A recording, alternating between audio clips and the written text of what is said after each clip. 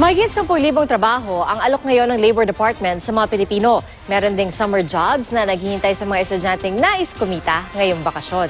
Nakatutok si Steve Dailisa. Job hunting ang inaatupag ng 20 anyos na si Mark Balatayon.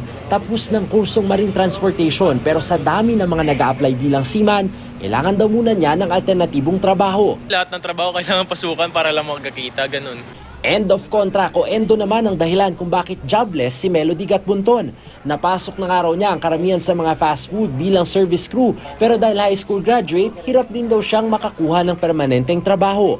Ginagalingan ko na lang po yung performance ko sa ano. Kaya lang minsan po talagang hindi na sila nagre-renew ng kontrata. Wala na pong end of contract, wala na pong lahat. Basta yung renew ka lang po.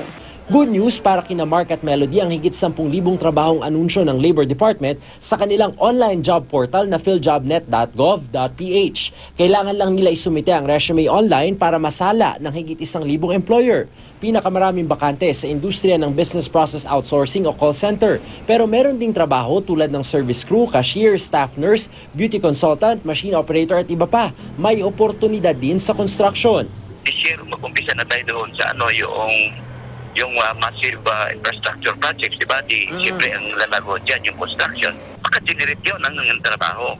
Ayon sa DOLE, nasa ang abot sa higit 700,000 na magsisipagtapos ngayong Marso. Ang target, makalikha ng 7.5 million na trabaho mula 2017 hanggang 2022 o 1.2 million jobs kada taon.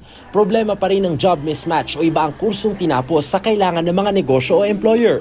Tulungan natin na ititrain itong mga manggagawa natin para matter of months yun siguro yan para mayroon naman tayong mga program na doon yung training may naman yung coordination sa system.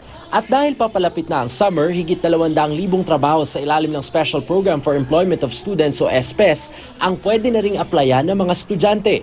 Tumatanggap na rin daw sila ng mga gustong magpasailalim sa Government Internship Program. Maaari na raw magsumite ng aplikasyon sa Public Employment Service Office o PESO ng inyong syudad o munisipalidad.